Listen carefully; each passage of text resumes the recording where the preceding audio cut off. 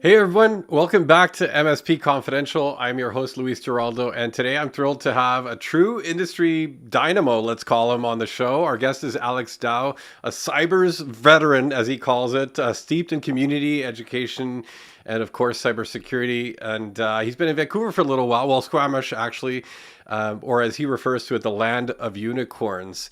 I'd like to welcome you to the show, Alex.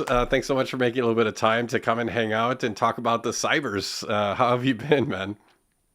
Luis, thank you for having me. Been great. It's Friday, and we finally have some precipitation, so that means there's snow on the mountains, and I know where I'm going to be this weekend. Excellent. Yeah, the snow, people have been awaiting. Cautiously optimistic. For me, it's a problem because I already got a little note from Air Canada about my Sunday flight to let me know. It's like, well, we're kind of washing our hands of this situation already. So we'll see what happens ultimately. But thanks for coming and joining. I got to hear you earlier today on the Defenders Friday, I think it's called, the series, a little bit of a casual chat about various topics and things. And I got to get a good insight into some of the things that are on your mind. Not the least of which is your post on LinkedIn resharing this event. I thought had just the right level amount of spice in it, and so I thought maybe we'd start there. You said managing cyber risk doesn't start with tools. I know, crazy. And so I give me your high level thoughts on why are people so tool crazed, and what are some of the pitfalls that you're seeing over and over and over again. Yeah, it might be the hill I'm going to die on in this industry, but being in the industry long enough, working in big, massive environments in the federal and defense space, and then graduating into the private sector, who doesn't have these unlimited budgets that the government would. I was seeing way too much of buying the technologies and not necessarily recognizing the people and process side of what it takes to get the value out of any technology purchase you have. And it frustrated me because these tools are great. They can do some really great things. But if the organization spends all their money on the tool and can't, hire or allocate time for the team to learn it, build processes around it, the value diminishes. And we see that time and time again of organizations that have, what would say is technology rich and people and process poor, Hmm. end up still having cyber incidents because the technology may have worked, but their team members, their security operations team, were saturated with false positives and essentially alert fatigue, and may miss it. Hmm. Well, you kind of bring up an interesting point, and I was just having a conversation about this in a different context. The idea of buy versus build, or hire versus build, and maybe that's an interesting thing to get into because anybody that I talk to that is heavy have made the pivot into cybersecurity, so to speak. I see a very distinct change in the circles of influence and the circles of people they hang out with. And then there's kind of the IT generalist population over there. And I think as MSPs have more of pressure from the industry to try and deliver on this cybersecurity, even baseline requirements, some of them are starting to do a little bit of compliance and so on. There's definitely a lot of intention to try and build the skill stack internally, but you've probably seen this firsthand, and you've been an educator. You've done some stuff with SANS Institute. What are your thoughts on the true capability of actually building this skill set internally versus trying to bring somebody in with the specialty? And cybersecurity sounds like a very technology heavy topic, but let's zoom out a bit and say, well, let's talk about business risk. It is more than technology, and managing risk is not about eliminating it. It's about bringing it down to acceptable levels where the company Mm, uh, feels comfortable saying we are going to spend this much money to reduce that risk. We're going to buy some insurance to cover the residual risk, and we as a business have to accept that there's still residual risk after insurance. Then we can start looking at the tools to make and reduce the exposure to those risks. So the build versus buy conversation is important to understand. Like, well, what is your business, and how reliant is it on technology, and how uh, technology heavy is the business. If you're running a lot of infrastructure, it may make sense to internalize the technical teams to operate and monitor those systems. If you are more of a modern digital organization that is living almost entirely in a very consistent environment, and 365 is an example, well, there's certainly teams out there that can manage that platform much better because it is one type of environment for all intent and purpose, one type of means of operating and managing it versus and I mentioned this on the previous podcast, the problem is that we've built IT on top of itself for the last 2 decades. It's a patchwork quilt of misconfigurations, different regimes and dogmas, and it's unmanageable as far as I'm concerned. Yeah. You made an interesting comment. The cloud can be more secure if you let it, and I'm curious for you to like double click on that a little bit. What do you mean exactly by that? Because there's still a lot of onus on the providers, on the people sort of responsible and accountable for the environments to actually, configure policies. And as maybe prescriptive as Microsoft tries to be with some of those initial security settings, they're nowhere near sort of where most people would argue is the baseline for decent security. And so, like, how are people ultimately dealing with this discrepancy? So cloud being secure if you let it is borrowing a quote from John Lennon that war is over if you let it. And I like it because again, my sort of journey into cloud was banks will never use cloud. Critical businesses will never use cloud, and I was entirely wrong. But to be fair, I grew up and cut my teeth in Ottawa, where cloud was a bad word up until 2018. So when I went independent and started doing a lot more assessments of like small medium enterprise, that was what I was coming up against, was that this is not a perfect documented environment. It is a hodgepodge over many IT managers and CTOs, et cetera. And when I was assessing them against the Center of Internet Security's critical security controls, which is ordered by priority, the top two are asset management: know your hardware, know your software. And yet I did not find company in hundreds of assessments that did it well and did it completely. And it's because it's hard. There's not one perfect tool that can capture all of that, and yet it's so important to know your environment, particularly if you're looking to protect it or respond to an incident. Um, so I realized that as an environment gets larger and festers, it's going to be more and more challenging to manage it, operate it, and secure it consistently. You might buy the $100,000 cyber toy and it covers 80% of the environment, but you have an exposure that you may or may not know, like a visibility gap is what I would call it. Yeah. Whereas cloud allows us to, as long as you can go really greenfield and not just lift and shift, is the ability to really build a homogeneous environment that's very consistent and codifying the consistency through infrastructure as code and arguably security as code. Hmm. Security as code is interesting because I do see MSPs making a bit of the shift. It started with the whole DevOps movement, really. More and more focus on scripted automating known state and dev as code, or just known state as code and stuff like that. And I feel like some of the MSP tools aren't really allowing for that in all the environments. And so, you kind of, what's the expression? You don't rise to the level of your goals, you fall to the level of your processes. So if the minimum entry level thing that you have is something else is nowhere near the ability to manage known state as code, then you're not going to do it, I suppose, because you're trying to scale, you're trying to standardize to some extent. So that's already a challenge in and of itself. Um, Jeff McJunkin made the comment of like, you'll have a hard time convincing me that two things are more secure than one thing. And I love that because you'd say, I hear so many of these people say, I don't want all my eggs in one basket. And we're talking about maybe multiple tools versus hybrid things like a on-prem AD plus cloud Entra AD, which is the comment that he made. But Mm-hmm. what are your thoughts on diminishing the attack surface for starters? Because I feel like this is an area that people kind of just sporadically find themselves just managing more and more things, more tools.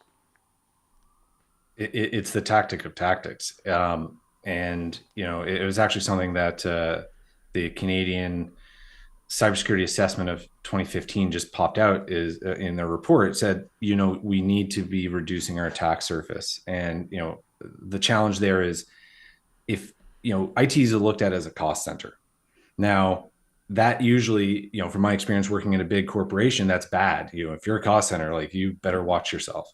But it's so short-sighted to call IT a cost center when the business likely is not operational without IT. It needs to be really recognized as the thing that keeps the wheels turning, the Mm, sprockets being manufactured, and the money flowing. Like we need to change that paradigm of if it's not broke, don't fix it, because it is broken. It's just not, we're not seeing those immediate pains with outages immediately, but we're seeing that managing it takes, more people. Keeping it up requires, more hardware and more manual processes. And, going back to the sort of infrastructure as code piece, I worked in a managed security service provider, an MSSP, and we had introduced something called Opsware, and that was like the first like attempt at trying to do like orchestrate commands. But at the time, nothing had APIs, so this was literally mm, configuring something to SSH and then push a config onto a Cisco or a NetScreen device. And fast forward to like that would then also translate to managing servers, but in the same sort of way, really rudimentary.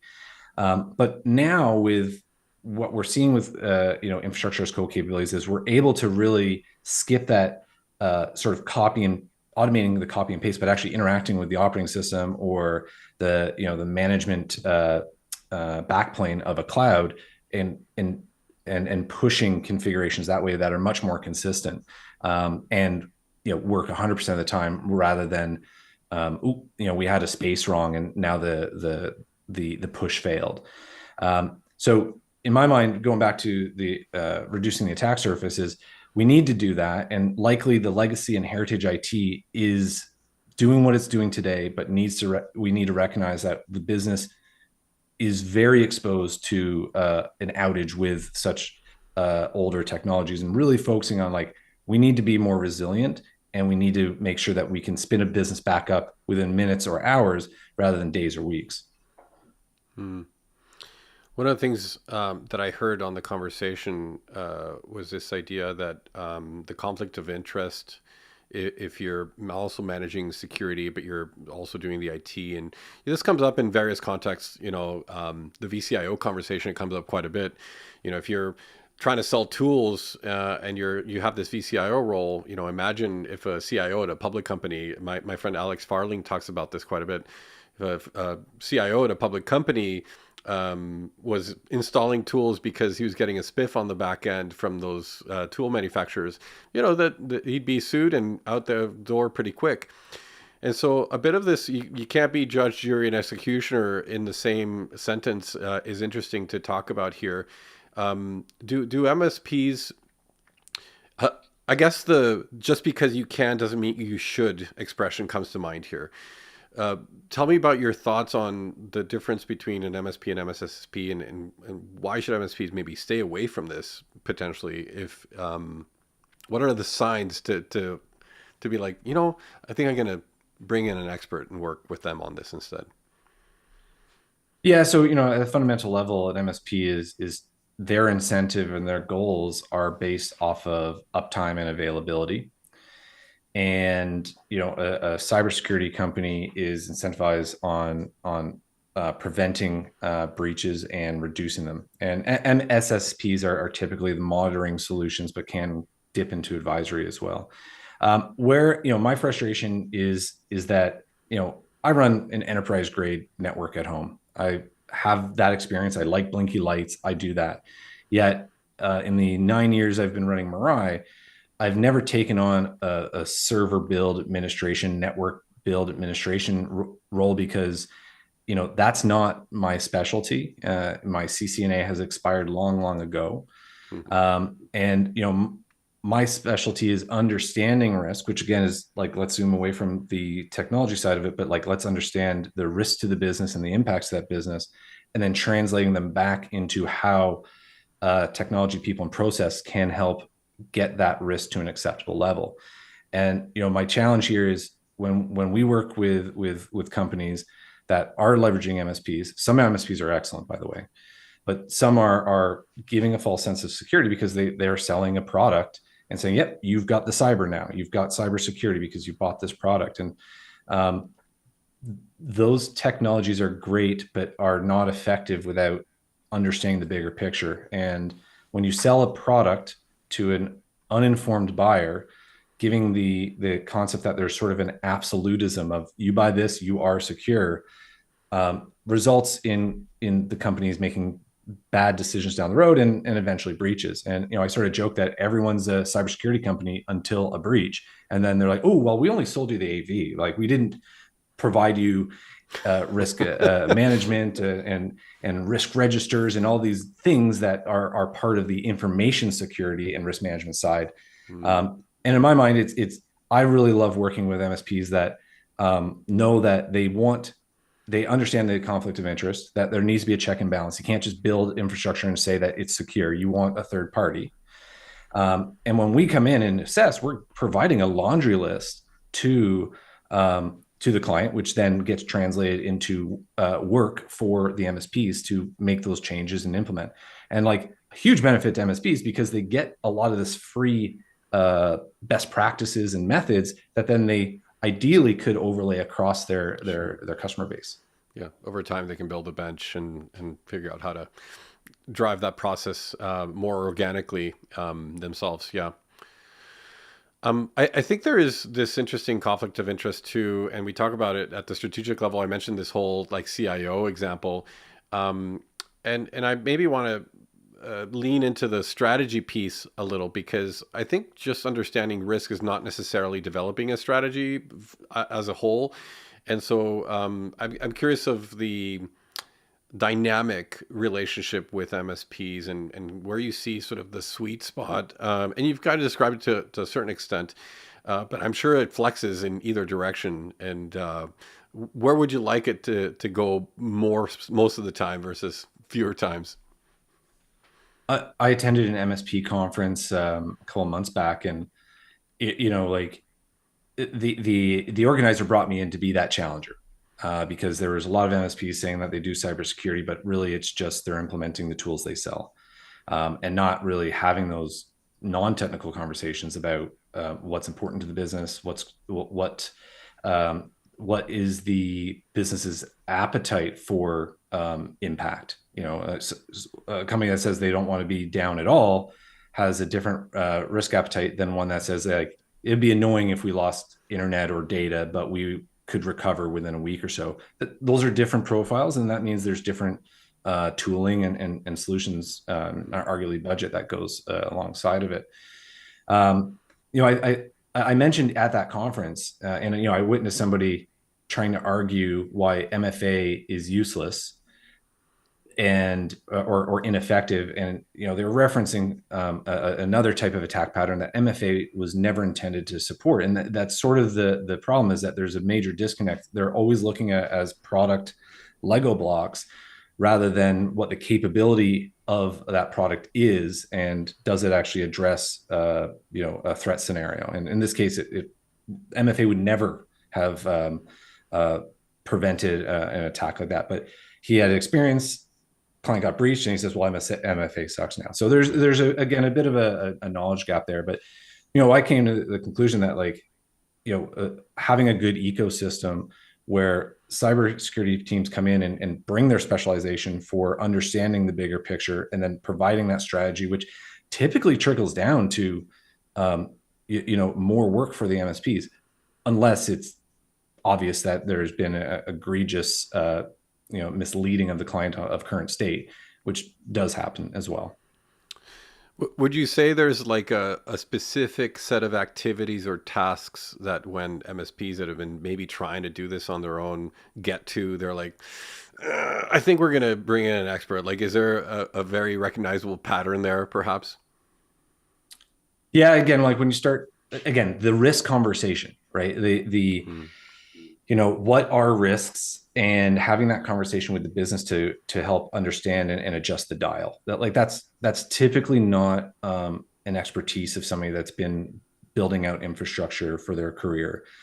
It takes reading a 3-inch book by Sean Harris to really get an understanding of that conversation. And it even took me additional courses to really get that aha moment, because reading that book from Sean Harris, becoming a CISSP, a certified information system security professional, and working in the Ottawa environment where security or death, um, I I did approach security from an absolute perspective and always thinking tools were the right move, but there aren't unlimited budgets, and it is much more about helping businesses recognize that whatever money you have is not enough, and we should be really focusing on how to make sure that that business can either operate in a degraded state or recover from a degraded state in again, hours, not weeks.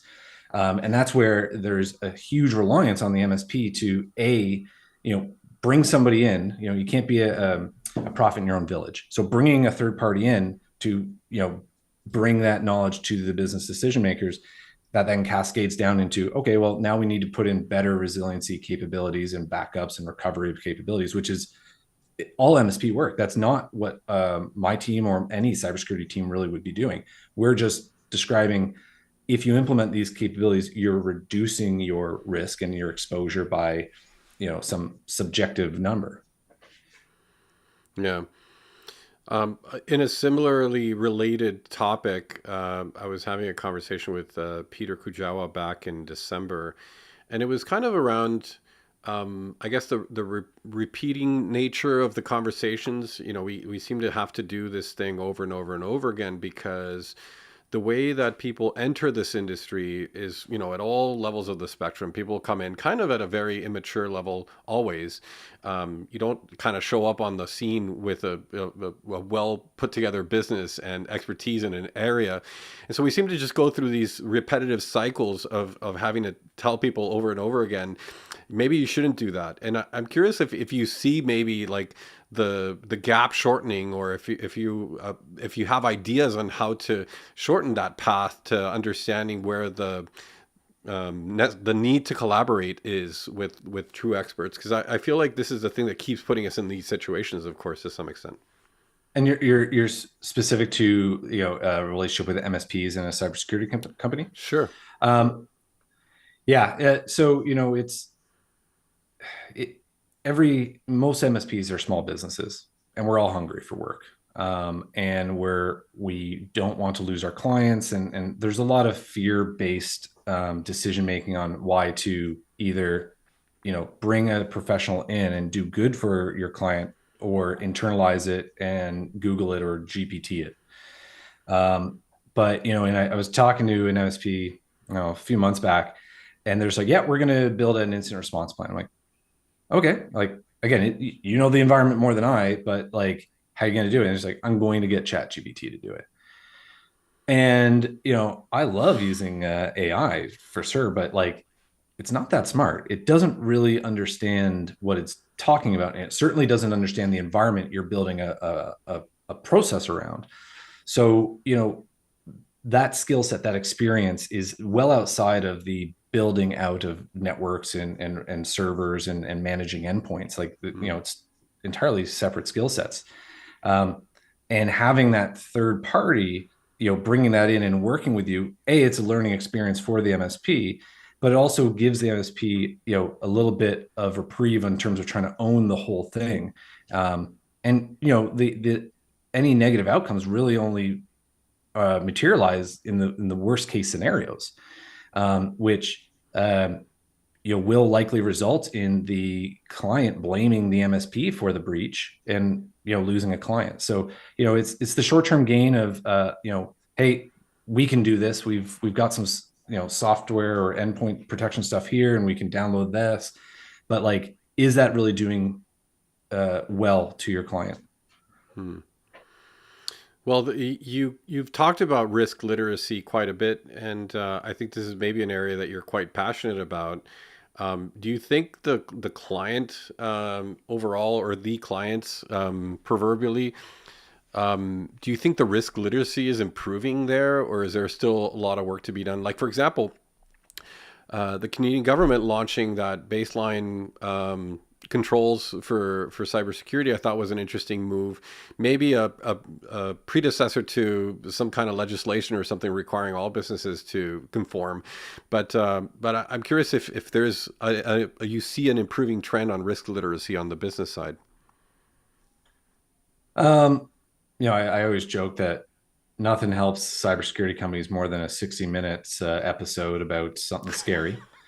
Um, and second to that would be just their competitor or their neighbor being hit. Mm, And again, ransomware has amplified the vulnerability businesses have, and it's quite obvious and apparent when it happens versus a threat actor just being in your environment and trickling data out and whatnot.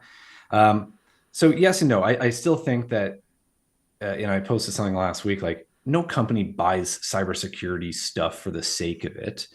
Um, and that's because corporations arguably have to make business decisions that are probably more focused on the immediate revenue and not the managing a black swan event down the road. Even though cyber events are probably not black swans anymore, they're high probability. So I think there is some awareness there, but it's really reactive still. And my my essay that I'm writing on risk literacy is trying to help people understand that there's no elimination of risk unless you want to stop doing what you're doing.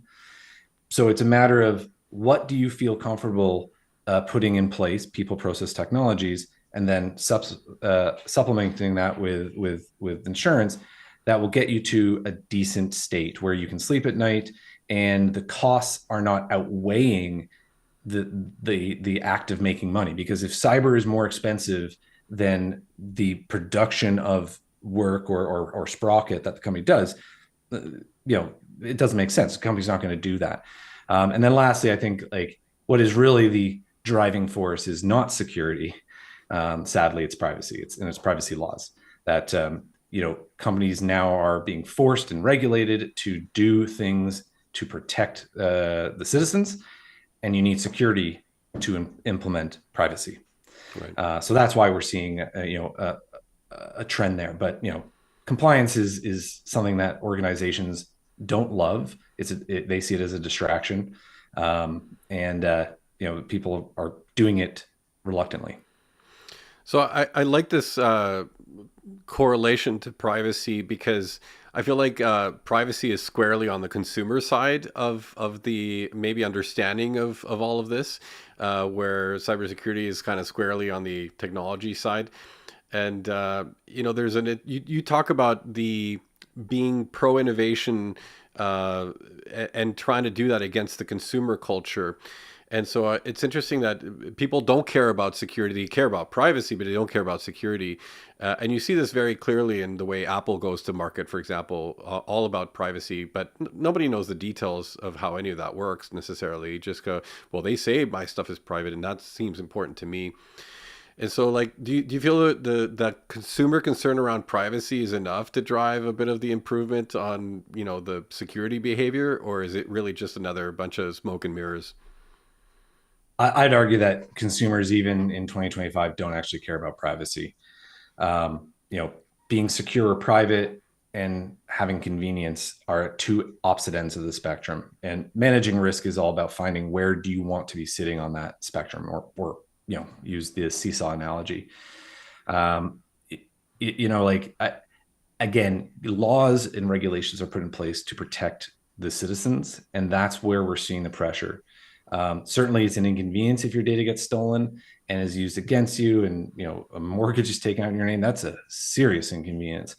But the average Joe doesn't understand how that would happen, even when they've been receiving breach emails and have been paid, 90 cents for the data that was lost out of some class action lawsuit or whatnot.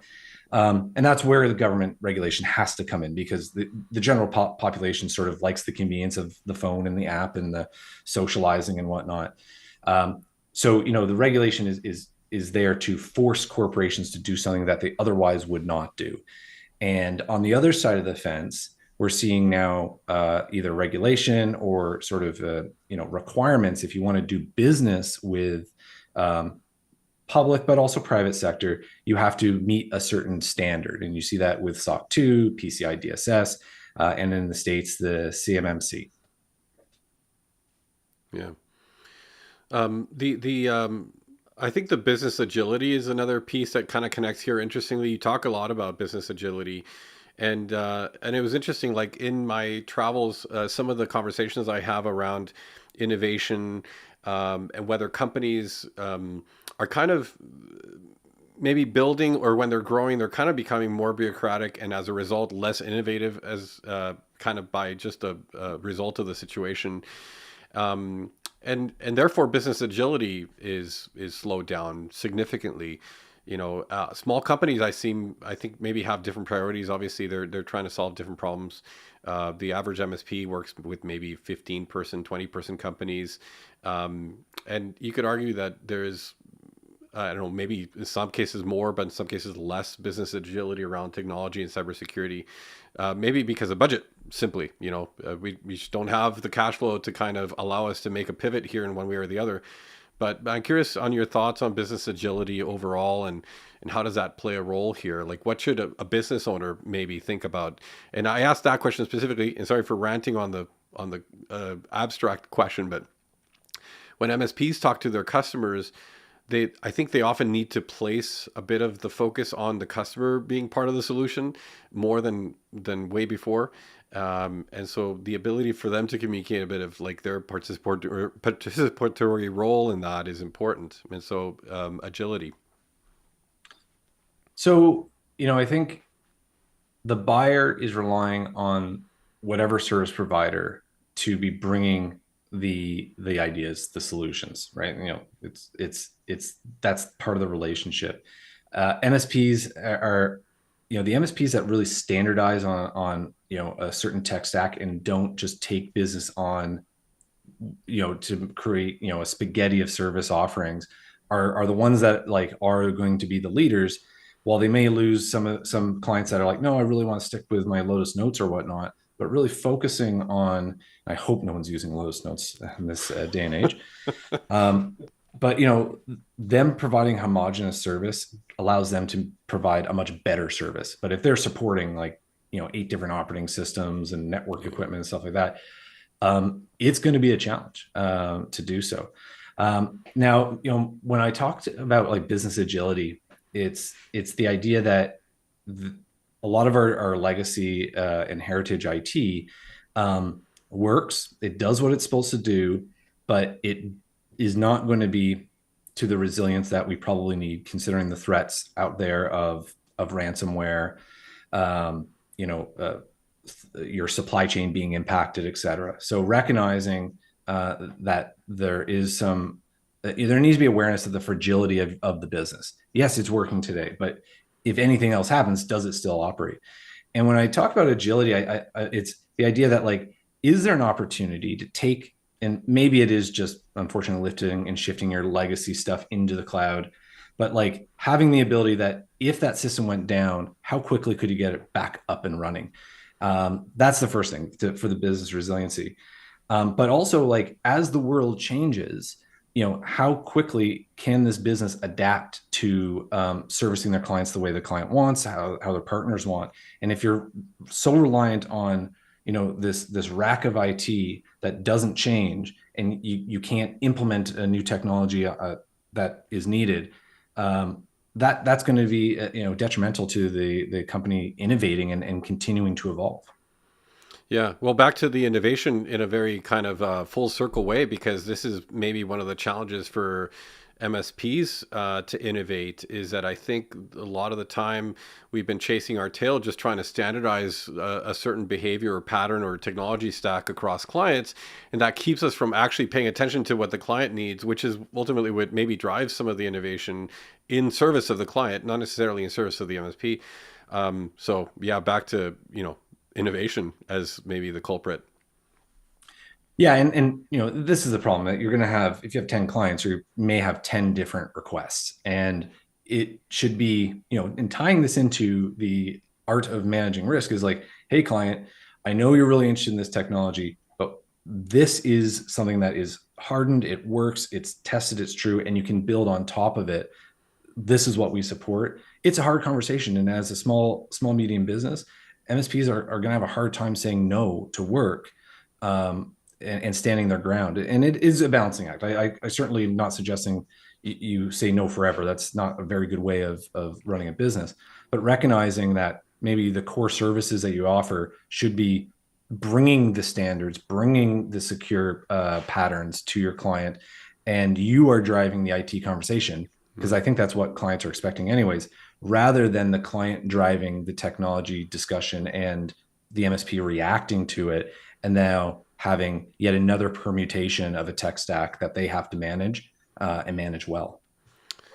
Oh man, it's I feel like this is exactly to the point of the feeling of the repetitiveness, because obviously it takes a bit of that evolution and maturity for that business to finally move off of some of those behaviors or some of those things, which gets the clients off of that behavior. And but the entrants are way down here and doing the same thing that we were trying not to do for the last 3 years. And so I think it's definitely an interesting dynamic to try and manage, and maybe the education needs to start earlier. We talk a lot about the similar challenge there exists in um, DEI. We talk about we need to hire more representation across the board. But like, there's nobody in the pool of candidates to do that with, and so we got to go back to the early school of thought, where we can get people interested in this. And so, do you feel like, from an educational perspective, we're doing as much as we could to encourage this thinking at both consumer level and practitioner level early enough? I mean, the SANS Institute maybe gave you some insights into this, but I'm curious on your personal thoughts. Well, I ran B-Sides Vancouver for like 8 years, 9 years. And when we started, we were 100 geeks in like a big boardroom with pizza. And we evolved to being a 100-person, 150-person conference, and a 200, 300. And like by the end of it, in 2020, which we weren't unfortunately able to run due to a cough going around, would have been over 600 people. And this is a community that grew. And while we were growing it, we certainly ran into a lot of challenges of trying to do the right thing, making sure it was inclusive, and making sure, particularly, we were running these conferences, the Bush League. It's all volunteer run. We're running it on a shoestring budget. We ended up choosing to use nightclubs because Mondays and Tuesdays nightclubs are generally empty.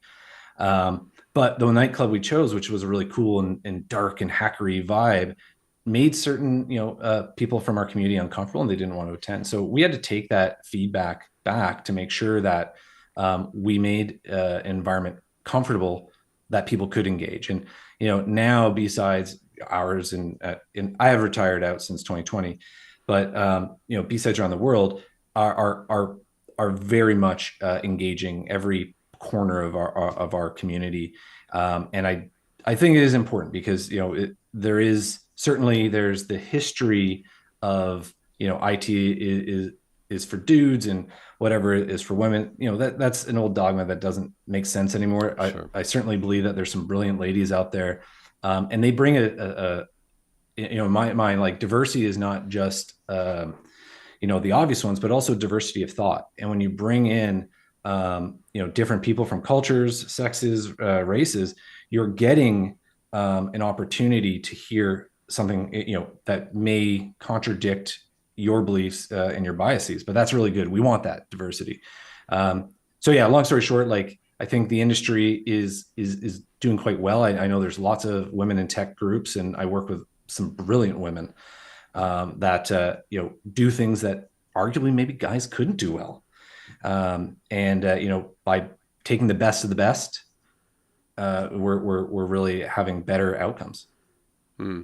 Do you think the education system overall is thinking about technology in the right way, or we're far behind? Maybe again, back to the point of, are we doing enough soon enough to get people interested? And never mind the inclusivity factor. I'm just talking about overall, like, the awareness of technology, the situational awareness about risk.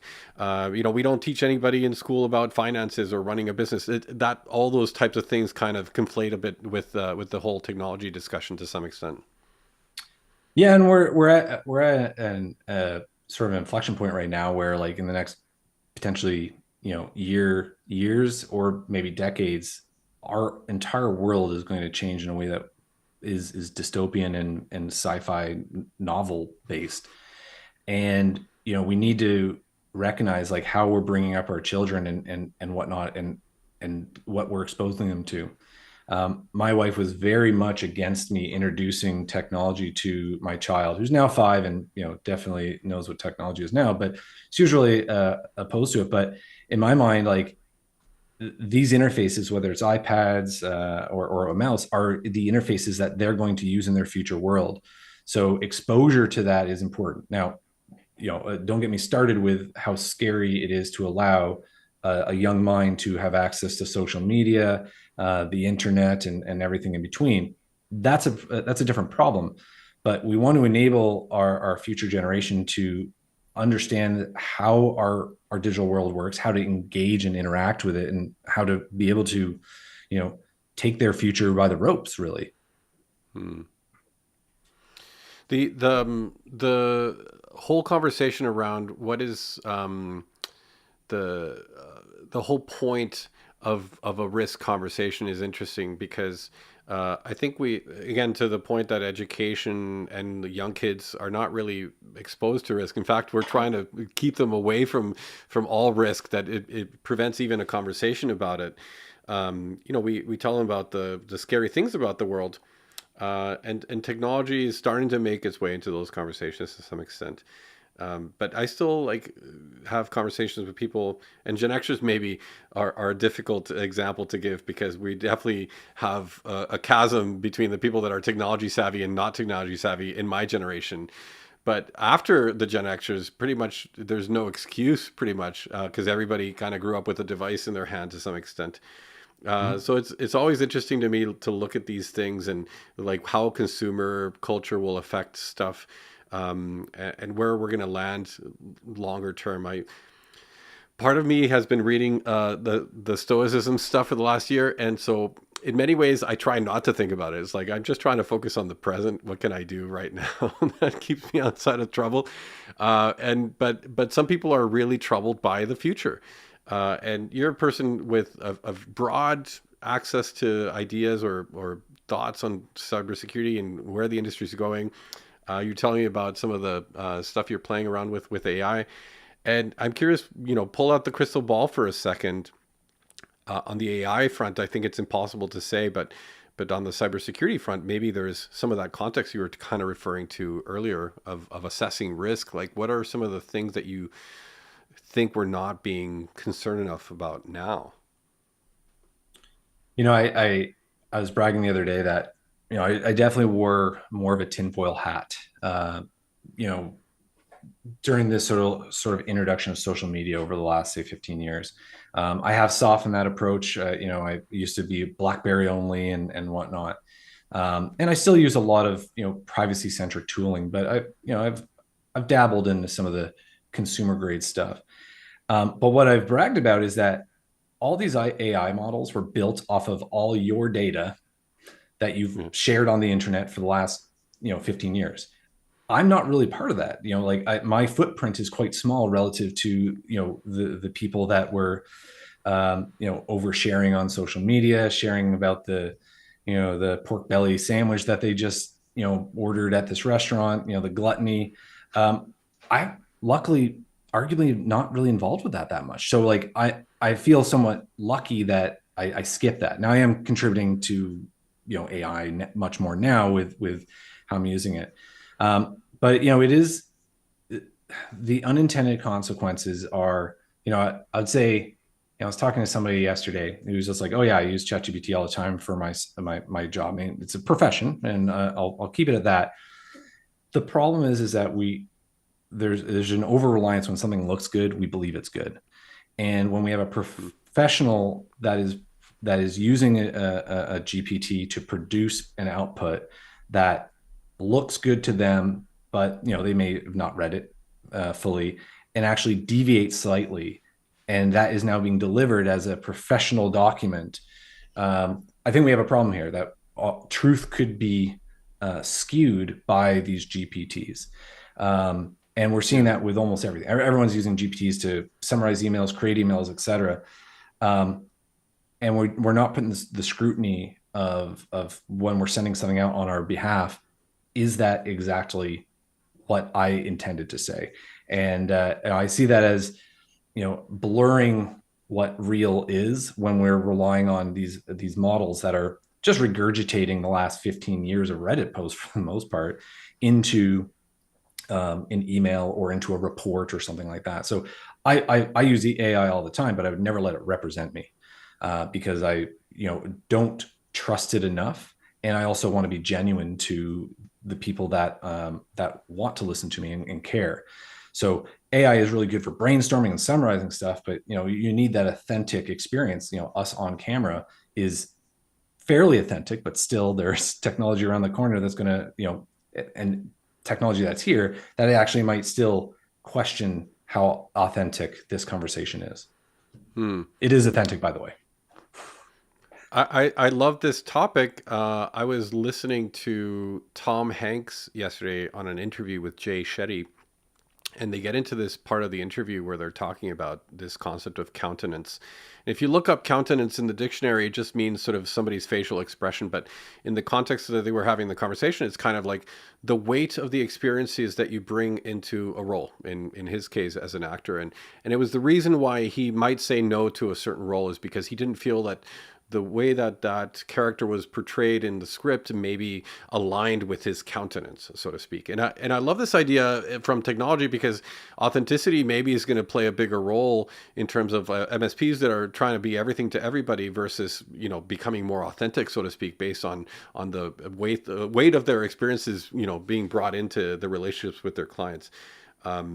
And so that is interesting, and I think AI is kind of at the precipice of forcing people to decide whether they want to be everything and all these things that maybe are not the right alignment to their authentic self. And I think of my friend Tim when I say authentic self; he loves that expression. Or truly, we are having to reject it because it's not capable of being specific enough to our character, our specific personality, and the things that we have in our traits and so on. So anyways, no question there. Just an interesting parallel and comment because I do think about that from time to time.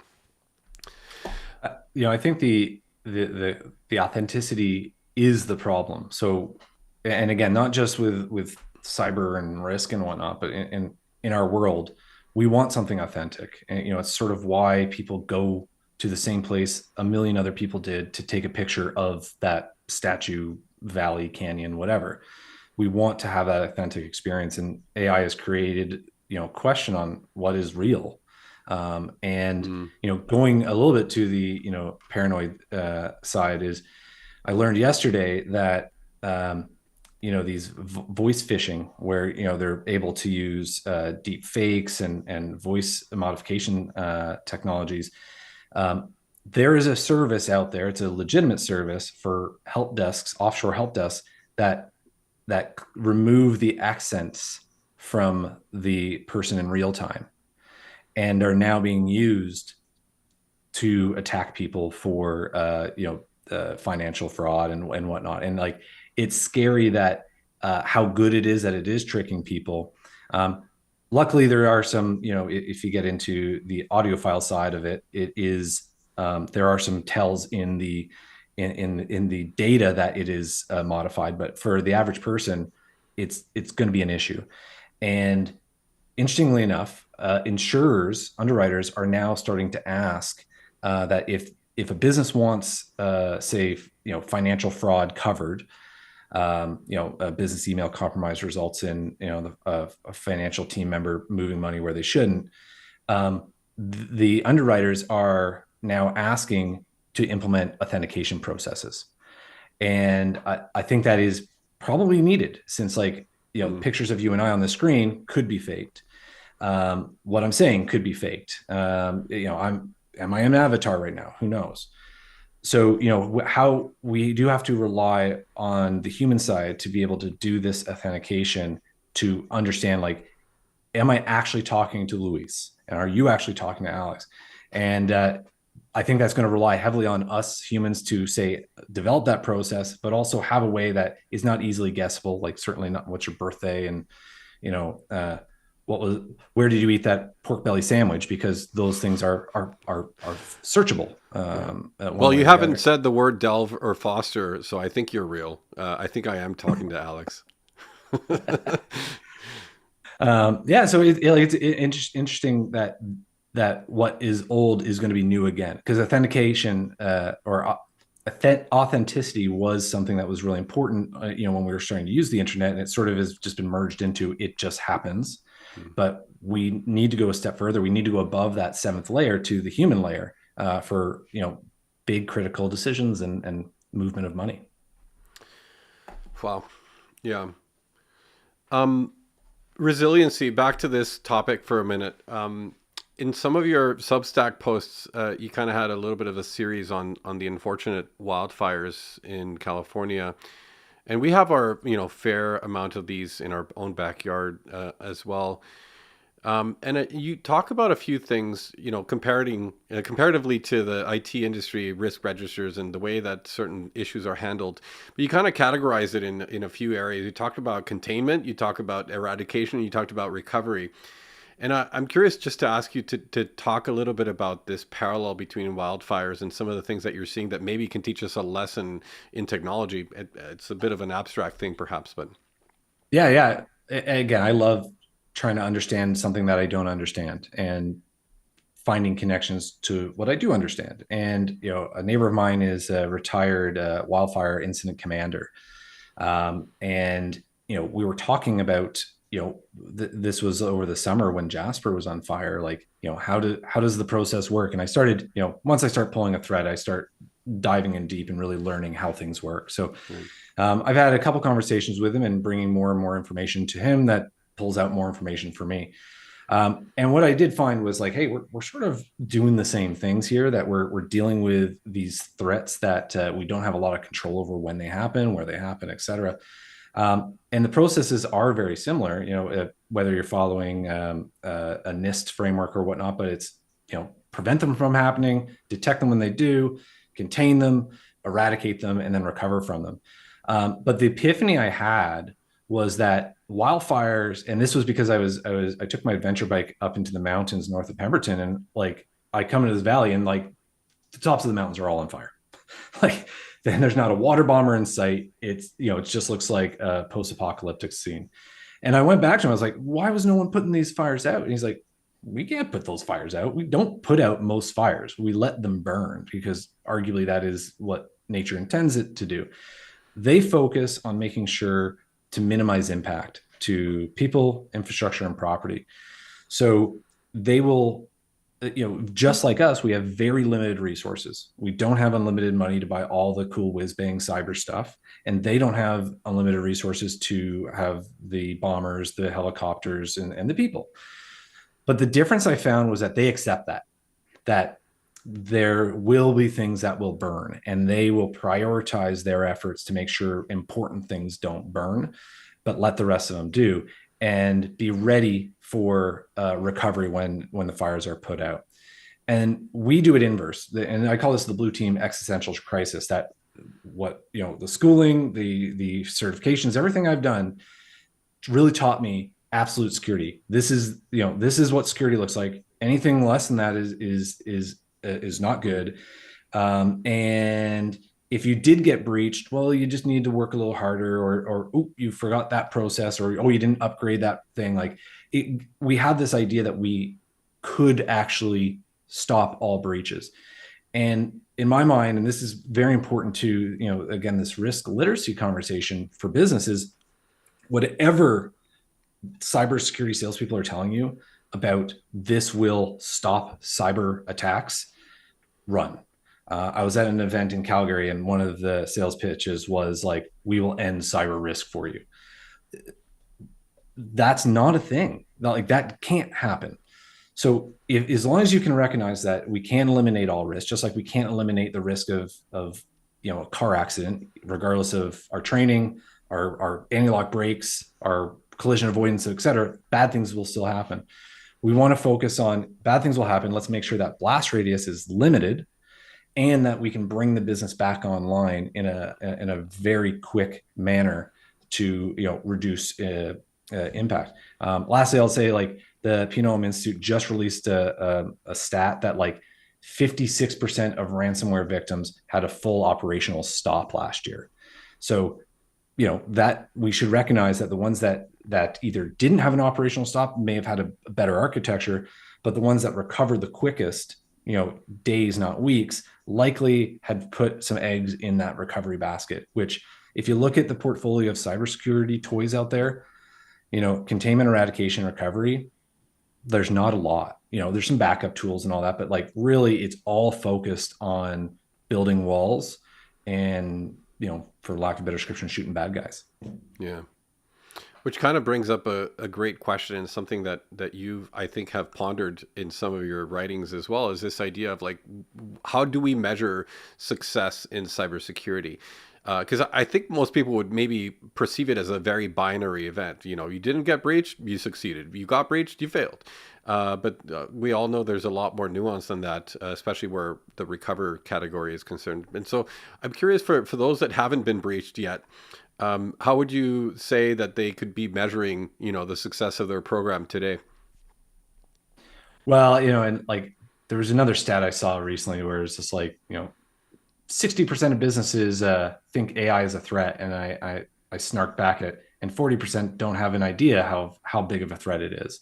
And it sort of goes to the same vein of 50% of companies have been breached, the other 50 have been breached and they just don't know it. And certainly if you get ransomware, you do know it. It is quite obvious. But up until that point, before ransomware was really a thing, like companies were breached all the time and didn't know, and like could have persistence for years of threat actors abusing resources, stealing data, moving money. That's a thing. So we have to stop thinking that the only measurement of success in cybersecurity is zero breaches, because you do want to feel some success in life, and you're not going to be successful with that metric. In my mind, it can be, and there's a great book, the Metrics Manifesto, which talks about how to measure, risk mitigations in an IT environment. And it is really, there's some ones of like, how quickly or how many attacks are we seeing? How quickly are we addressing them? And how quickly are we getting rid of them? Those are some nice metrics, but like in my mind, like it really doesn't matter if you've had 5 years of no breaches and then you have a breach. Like you've lost. You are no longer deemed successful, and that's not a great way to measure 5 years of effort. It really should be about certainly the preventative side is very important, but in my mind it's how quickly can we recover when bad happens, and you do that through going through those processes before you have to. So those are tabletop exercises. And by doing that, when I run them, I say, hey, this should not be a successful event. I'm here to throw as many sticks in your spokes as possible to really simulate how bad things get, because, as Mike Tyson says, everyone has a plan until you get punched in the face. By doing that, you are actually now starting to identify where there's flaws, technical, people, process, communication flaws that can be incrementally improved upon. So then when a situation does happen, the team has that muscle memory to really jump at it. And so I think like finding something along the lines of readiness, maybe even doing measurements of recovery in these fake scenarios are critical. Last thing I'll say about that is, we had an IR, last year, I think, that they had a ransomware, but they had backups, so they didn't need to pay the ransomware. They rebuilt the environment. They brought the backups in thinking that they'd be able to spin up, their ERP, but never actually tested the recovery. So the data was there. It wasn't immediately recoverable, and it took them 3 months of table by table importation to a newly built ERP. 3 months of a degraded state of a critical piece of the business. We should have figured that one out before bad happened. And I think, having a abstract measurement of resiliency is something organizations should do and be proud of. Hmm. Wow. Well, there's certainly a lot to take away. I may not recover very quickly from this conversation simply because there's a lot to digest. I may have to invoke the powers of AI to help me summarize this for my next LinkedIn post. And so I'll see if it sounds authentic enough once I put out the little conversation summary. But man, thank you so much. I think this is one of those things that has to be an ongoing conversation, as repetitive as it might feel to some of us. Back to the point of like, where do we finally improve the baseline or raise the tide for all boats? It's maybe not going to happen. We just kind of have to keep sounding the alarm and helping people make some of the better mature choices as we learn what they are over time. So thank you so much. This is Alex Dow from Mirai Security, everybody. Thanks for joining today. If you are an MSP and looking to partner with a security provider to do some of these things, manage risk better, do the tabletop exercises, et cetera, et cetera, you reach out to Alex or his team online, and I'm sure you'd be happy to have a conversation. Thanks, Luis. All right, folks. Well, we're back every Friday at noon Pacific, 3 p.m. Eastern. Until then, we'll see you soon. Alex, once again, thank you. And hang out in the backstage for a quick moment, and we'll see everybody next week. See you soon.